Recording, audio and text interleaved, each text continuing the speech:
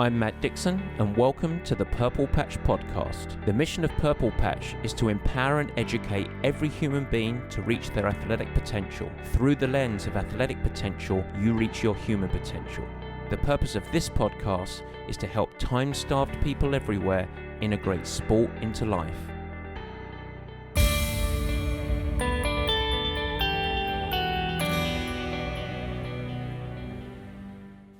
And welcome to the Purple Patch Podcast. As ever, your host, Matt Dixon. And today we are doing a cherry on the cake that was Haute Route 2022, an adventure like no other for myself and several of my Purple Patch friends. So how was the experience? We're going to do a review of my training versus race execution and some of the lessons that maybe we could draw out of that. But also, most importantly, the theme of today are some of the lessons that I learned that maybe we could apply to each of you, no matter what your journey and challenge that you're taking on is. And so I hope that today is less of a personal story of my own accomplishments and rather some important lessons that you can apply to yourself. Now, before we dive in, I do just want to give you a little heads up. We're not going to do Matt's musings today, but I do want to tell you a little bit about an important free webinar that we have coming up. It's titled Free Speed. It's on September the 7th at 5 p.m. Pacific, and it's one of those for all of you folks that have full races coming up. It's an educational session with me and a chance for you to ask me questions that you might have about your upcoming racing. The focus of the session itself is less around training methodology and more around race craft.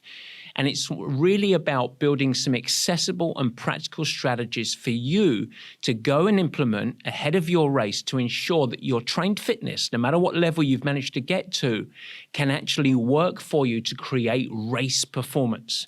What we're going to do is go through in depth swim, bike and run strategies, as well as dip our toes into components like nutrition and fueling, as well as some global race tactics. Now, this will apply to folks that are doing Ironman races, Ironman 70.3, even marathon and beyond.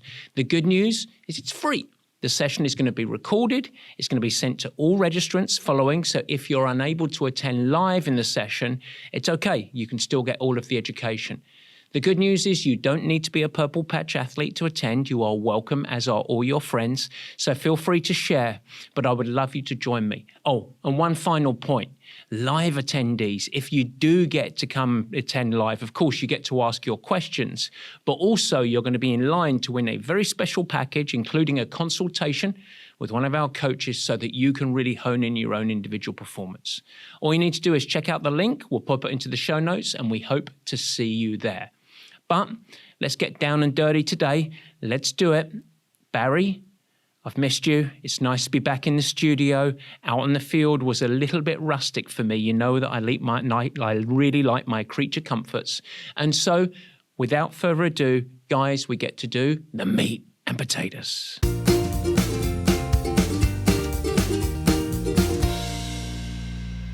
Yes, folks, the meat and potatoes is the final bookend of our series on Haute Route, or Haute Route, as you might call it if you're an Americano.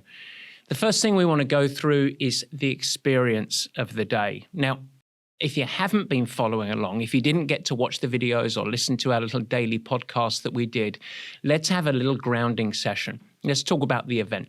And so, this is the toughest of the Haute Route events. There's a series that are actually global. This is the 7-day Queen Haute Route. It's 800 kilometers or just over 500 miles of climbing, or riding, I should say, 22,000 meters or 70,000 feet of elevation gain. It started in Nice in France on the Côte d'Azur, 7 stages from start to finish in Megève, which is very near to Geneva. Very challenging. There are ultimately about 500 competitors that started, and those strayed from the, as you can imagine, very, very serious amateurs, all the way to those that are just simply looking to complete the distance and get ahead of the time cuts. And there were time cuts in this, so it was pretty challenging. Globally, it was a race. Now, this year, we only learned once we arrived there, this year the design of the course was particularly tough. And that was because of the setup. The toughest time trial they've ever done, that was on this one. So the middle day, or the fifth day actually for this, was a 10-kilometer stage only, but it was a very, very tough time trial up the Côte de la Loze, very, very challenging. And on top of it, the course layout was, for lack of a better phrase, quite cruel. The first 2 days coming out of Nice, heading into Italy, and then beyond back into France were just simply brutal. A little bit too long, a little bit too hilly, a little bit too hot. And that really zapped a lot of the riders, a lot of the field over the first 2 days. It was absolutely brutal. Now, it was a magical experience, but I think it's important for me to be honest here. This was really hard. It really was tough. In fact, when I finished the overall event, the best analogy I could think of is if we took an average Ironman field, so pick a race, Ironman Wisconsin, Ironman Arizona, so a typical US Ironman field, and you look at the population of those athletes, very, very fit individuals, obviously, I would imagine that at least 60% of that total amateur field could not finish this event in the cutoff.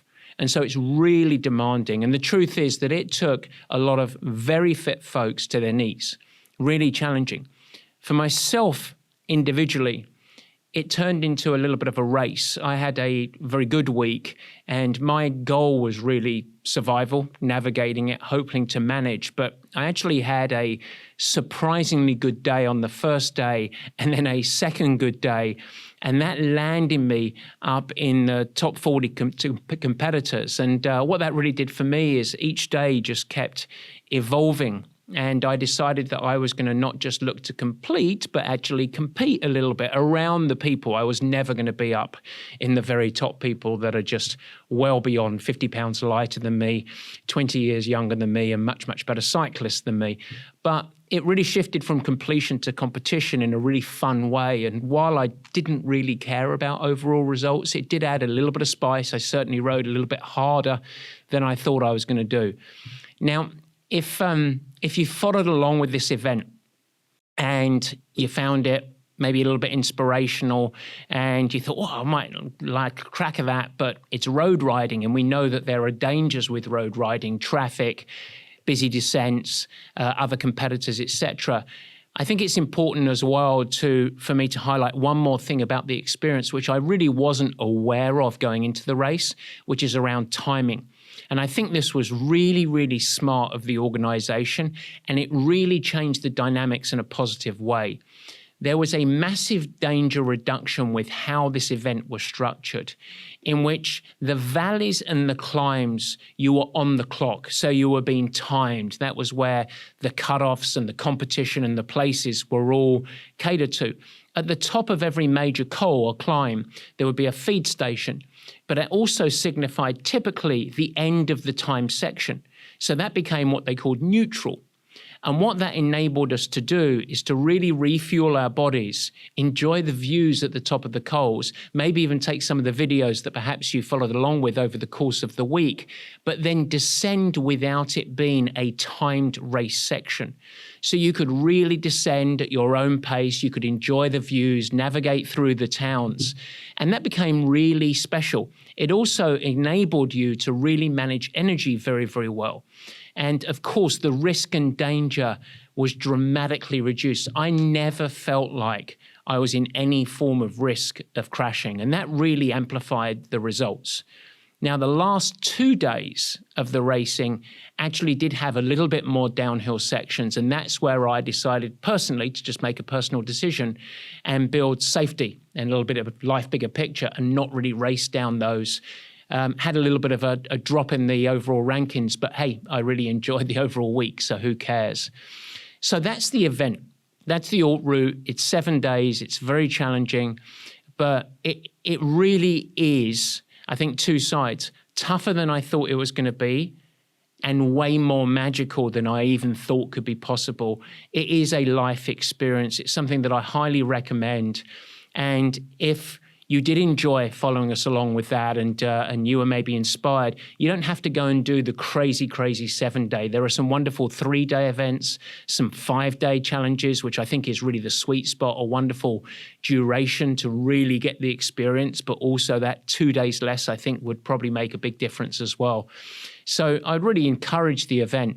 And as we go through the rest of today, I think that what will come out is some of the lessons that I drew from it. So let's go to the reflections on my own approach to training versus the execution and what the actual experience was like. What was the good, bad, and the ugly of that? So the first thing I'll say around my training is that I'm an absolute perfect case study of being time-starved and very, very busy. Didn't really have, in the traditional sense, the capacity to train for a 7-day multi-stage race like this, while also managing my responsibilities with Purple Patch and my responsibilities with my family as well. I just didn't really have time for that. So when I look at the overall annual calendar, starting in January, where I really started to get serious for the August event, I managed to average, which was very good for me in total weekly training hours, I averaged about 10 hours a week of training. So that was the body of work that I could put in. Now, if I add on to that some of the clusters of opportunity that I had so far as heading out to Hawaii in January, Napa in May, South Carolina in June to do some of the Purple Patch training camps, that average weekly hours tipped up to about 11 and a half hours. So I typically did somewhere between 10 to 12 weekly hours of training. The key elements of how I approached, I think there are a few important things that before the event I believed would be really valuable, but still remain to be seen because I'd never got ready for a multi-day stage race like this. But my key elements of training were, number one, a lot of trainer-based work. So during the week, almost exclusively, all of my bike training was on a bike trainer. And those bike trainer sessions, they were the Purple Patch classes that I was actually coaching. And they tended to be on Tuesday, one of the days that I tend to coach, some short, high intensity training, 1, 2, 3 minute, very hard intervals, often faster cadence, very challenging sprint work, basically, very high intensity. On Thursday, the second trainer day that I got to do it, almost every week was lower cadence, what we call strength endurance. So the lower end of range training, a lot of high torque, very heavy work at 40, 50, 60 revolutions per minute. Now, this really acts as the backbone of our training methodology that we use for our cyclists, for our triathletes. Very, very important work. And I did that, I would say, once a week, all the way through from January up until the actual Haute Route itself. And I will say, coming in reflection of those, there is absolutely no doubt for myself and every one of the Drunken Donkeys, as our team name was called, every one of the 8 of us, all of us said universally that those sessions were absolutely critical in preparation. Both of them 60 minutes in duration. It was really where all of us got all of our higher intensity work over the whole week of training. Didn't really do much high intensity outside of that, but they were pivotal. And every single participant universally said that the execution cues, making sure that you retain really good posture because of the coaching I was giving them live on the live and the video on demand sessions, and the strength endurance, low cadence work, everybody felt that was a huge tool in the toolbox that they could apply to the alpine climbs that we went through. And so on reflection, I cannot overstate how important that trainer-based work was. A second element for me was the multi-sport lens. And I think that was really important. There were a lot of the group of 8 of us, about 6 of us, that really leaned into a true multi-sport lens. A lot of swimming for the folks. For me, it was mostly trail running. I just didn't have time capacity to do the regular amount of riding miles that you might assume you had to do to get ready for one of these. So instead, what I did was sort of piggyback off of that strength endurance concept, but apply it to some trail running.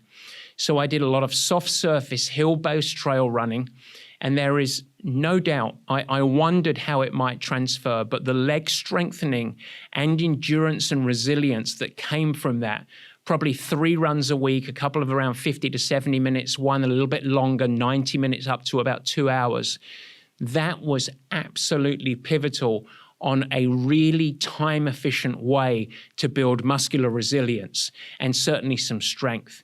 Now, I will add that the soft surface, I think, really helped because it didn't promote any injury risk, or at least it reduced injury risk. And on top of it, I think it really helped from allowing me to come off of that trail running and go right into some higher intensity bike the following day. That was really, really important. In fact, I felt tremendously strong on the climbs, including on the time trial day, where the time trial day, it was only 10K. That was the whole stage. But there are a lot of 22% grades on that time trial. And at 185 pounds that I weigh, I'm simply not designed to finish well on that type of course, but I actually finished highest relative to my competition over the course of that. And I'm pretty convinced that both the strength endurance work we did on the bike, but also the trail running really was a great weave into the overall recipe. Now, I think it's important if you are going to leverage multi-sport that you blend it well with your riding. But without doubt, and universally, the rest of the group all agreed with that. Now, I add to this, folks in my team, so far as my brother Peter, who's a very, very fast swimmer, Rob, 67 years of age, doesn't have the capacity to do loads of riding miles. Panos and Chris, all of them absolutely leverage multi-sport, a lot of swimming, and it was really, really beneficial from that side of things. The third element in training that I think was really important was what we might label clustered riding. So most of us that were getting ready for this were time-starved and didn't have the ability to go out every weekend and ride 5, 6, 7 hours. We just had families to get back to, other responsibilities.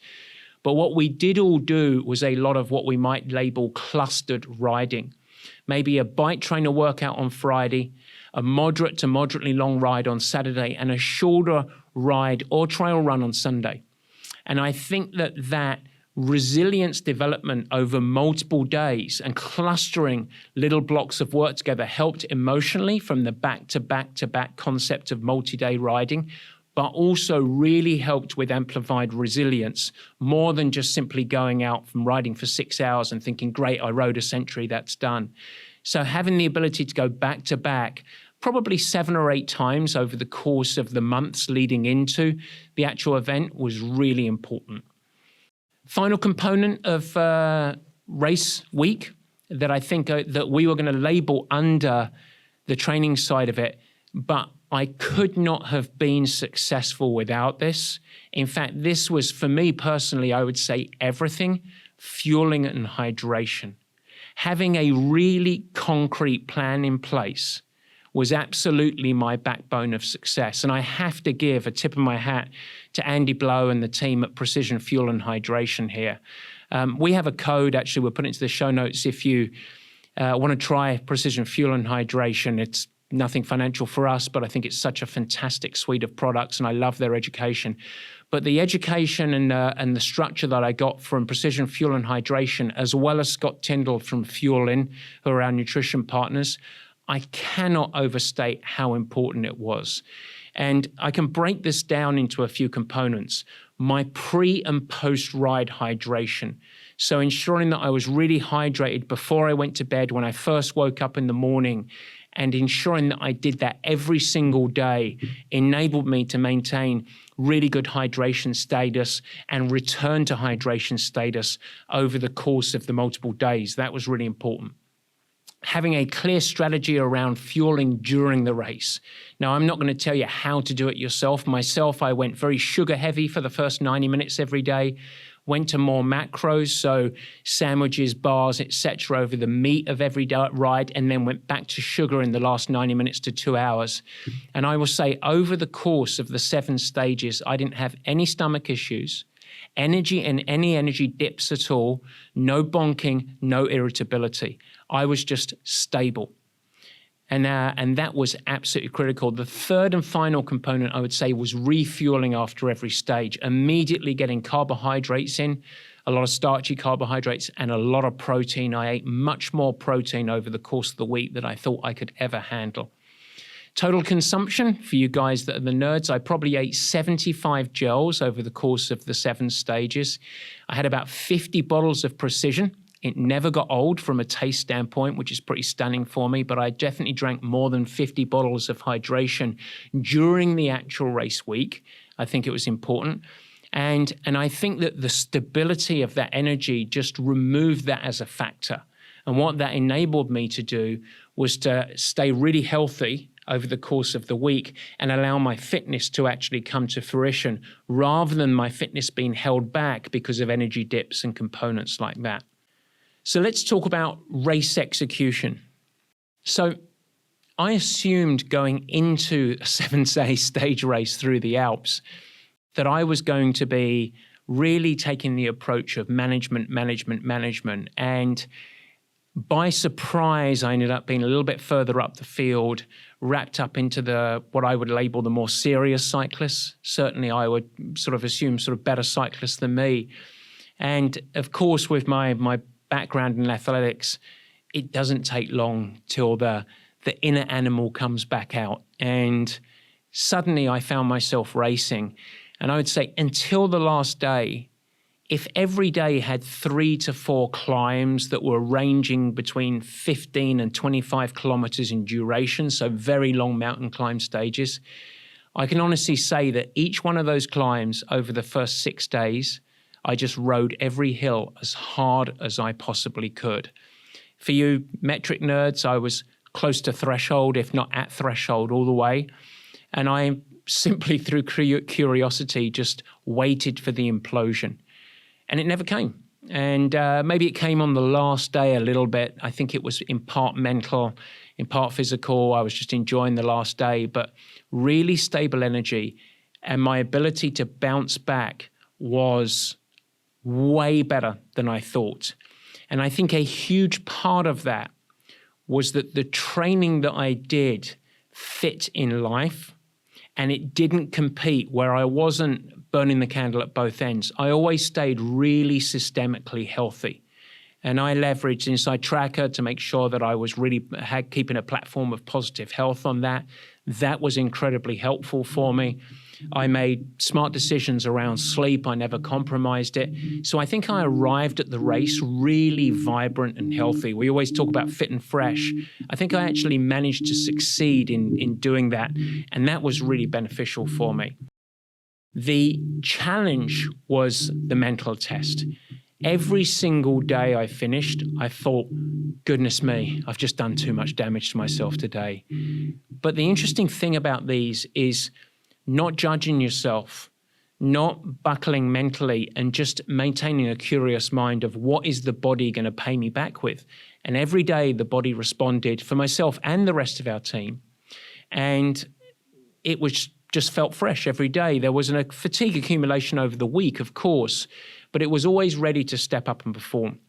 And so while before the race I was worried about my ability to finish, I think that my freshness and fitness enabled me to actually race every climb.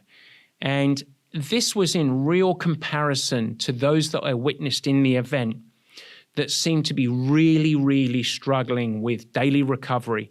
And a lot of that, I think, were people in my discussions over the course of the week, the other competitors outside of our group that had done massive miles, but maybe come in systemically a little bit tired, maybe didn't have such a concrete plan of fueling and hydration, and definitely had a lot more oscillation in their performance predictability. Every single day for me, I was somewhere between 30th, and that was in the time trial, but typically between 35th place and 42nd place every day, just consistent. Versus we had a lot of people that were up and down, maybe in 20th one day, 75th another, had very low performance predictability, a lot of stomach issues, a lot of cramps. And I think that was in part due to, in my discussions with them, having a life structure and a lot of busy commitments, and then just dumping training on top and just desperately trying to hit the miles and coming in a little bit tired. So I think that was really the biggest lessons around training and execution that we have. So I feel like now as a coach, having gone through this, I've got a really clear appreciation of how we are able to actually leverage an event like this. In fact, there are elements of training that we did in this for the Haute Route that I would actually apply to our Ironman approach for athletes. I think that I have a really clear understanding of how to prepare folks for multi-day challenges like this who are time-starved, and I think that can be a benefit more than anything. And I also understand how to keep athletes really healthy while being able to be prepared, and I think that was a huge component. I think if we had to highlight it globally, it is a multi-sport approach is beneficial for people that are time-starved, really doubling down on the pillars of performance, sleep, nutrition, recovery, critically important, and just how important the strength endurance element, both low cadence and then for the people that do include running, the strength-based hill running, how powerful that was to transfer into the long duration climbs that there were. So to finish today's episode, let's just go away. I've got 5 key takeaways from my experience of the Haute Route, and then I won't talk about it anymore. We'll get back to regular programming next week. We'll move right back to performance education. But I think that there are 5 elements from this experience that I had that you, no matter what your goals and quests are, you can and should apply to your own journey. So this is the meat and potatoes of the meat and potatoes, if you want to call it that. Number 1, the big lesson, the absolute role of taking on a really scary athletic challenge. I think that I cannot overstate how beneficial it was for me as a husband and father, as a business leader, as a coach, how valuable it was for me to take on something really scary. I was scared of this, and a real challenge. It provided a non-negotiable framework in which I had to really organize and optimize effectiveness.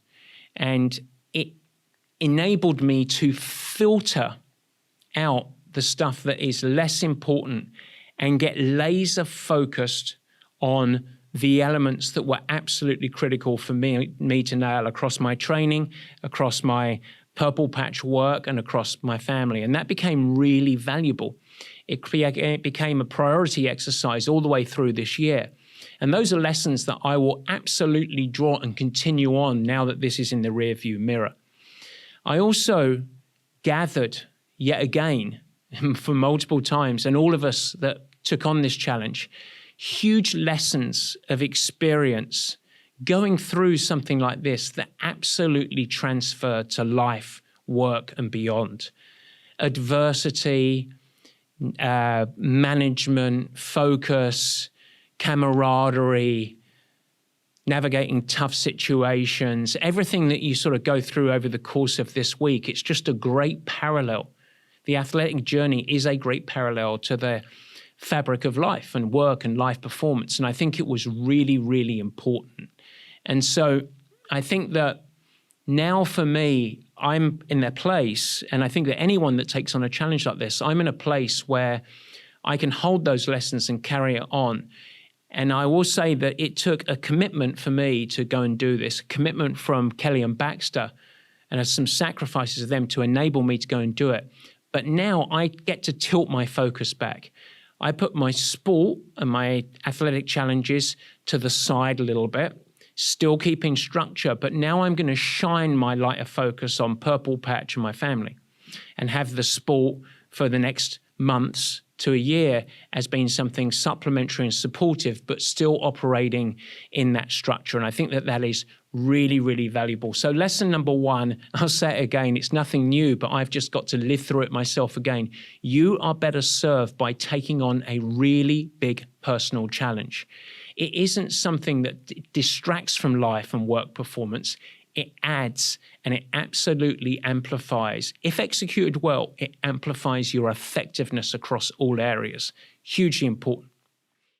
The second big lesson, which all of us in our team talked about on the last night, you can prepare for whatever that nasty challenge you take on. You can prepare effectively without it dominating your life.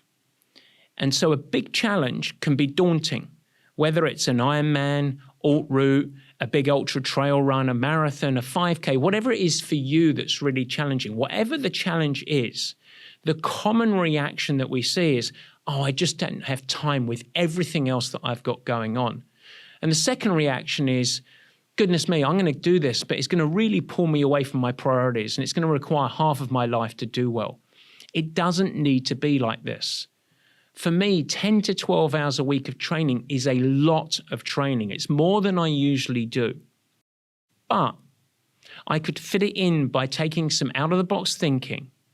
And it was also much less than the vast majority of folks that actually signed up, registered, and participated in that event. We were globally, our team and group were doing much, much less in terms of total training hours. And yet, we were all really successful. So I believe if you have courage, if you keep a broad perspective and you're willing to focus on consistency over many, many months, rather than just big heroic weeks, you are going to get better results than you ever can imagine. They're going to emerge from it. And so I think it's really important. Lesson number 3 is the absolute critical importance of training self-management. Now, this is really important. It's going to surprise a lot of people when you hear this, but I rode throughout training and throughout the Haute Route without a power meter and without a heart rate monitor. I didn't train with one, I didn't race with one.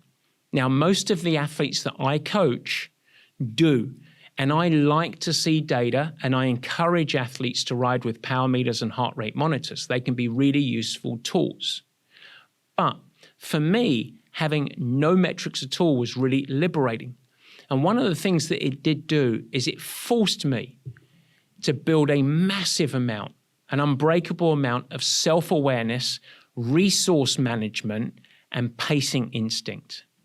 And I think that with so many others, I was listening to in the Climb First #1, I'm going to ride at low zone 2 power, but because of the altitude, my heart rate's going to be middle of zone 3.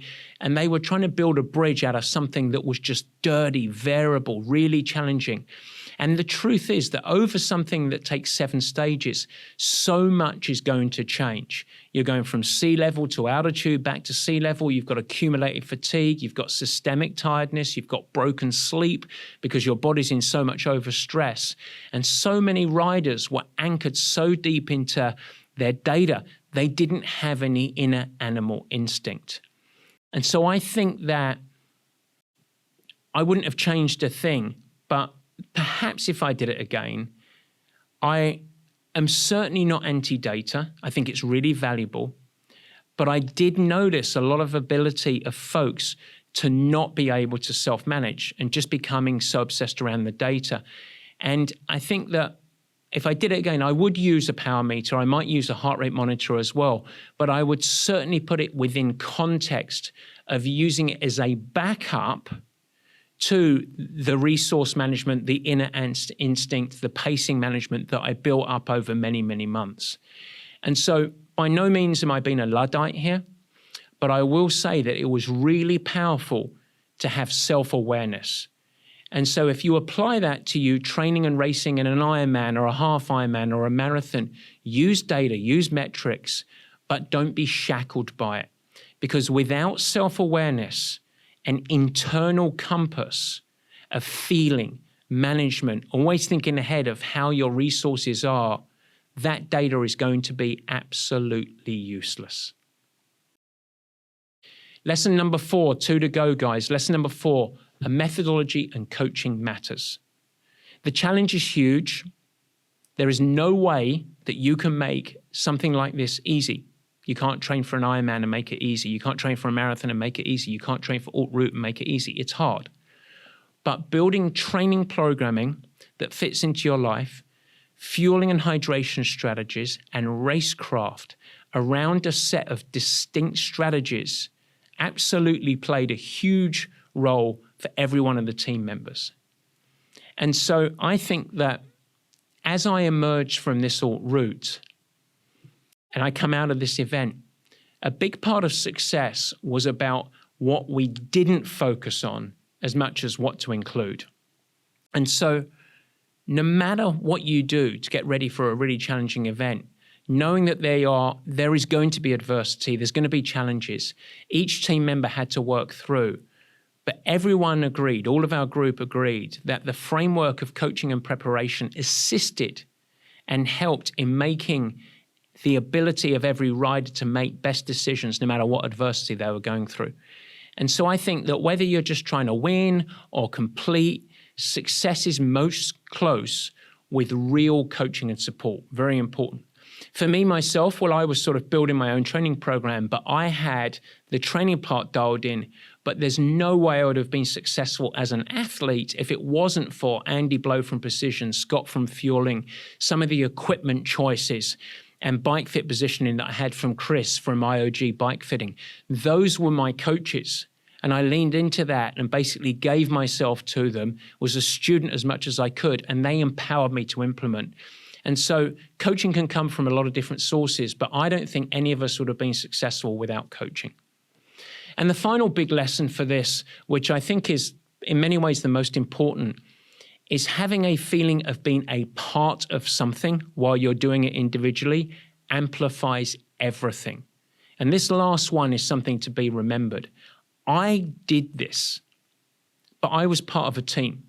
The team name was the Drunken Donkeys, which was a very silly name, of course, but we were a collective group that all of us individually, there is no way that we would have been successful if we didn't have the group dynamic. And I couldn't dream of doing this experience without a group of people. Throughout the training process, the accountability, the camaraderie, the shared experience, and then on the ground every day, I could not have done this alone. And it was everything. I consistently leaned into the group, and I got way more back than I ever could have dreamed. And we had a really broad mix of riders. We had a 25-year-old, we had a 67-year-old. We had highly competitive to someone that was just looking to get over the timing map before the cutoffs occurred.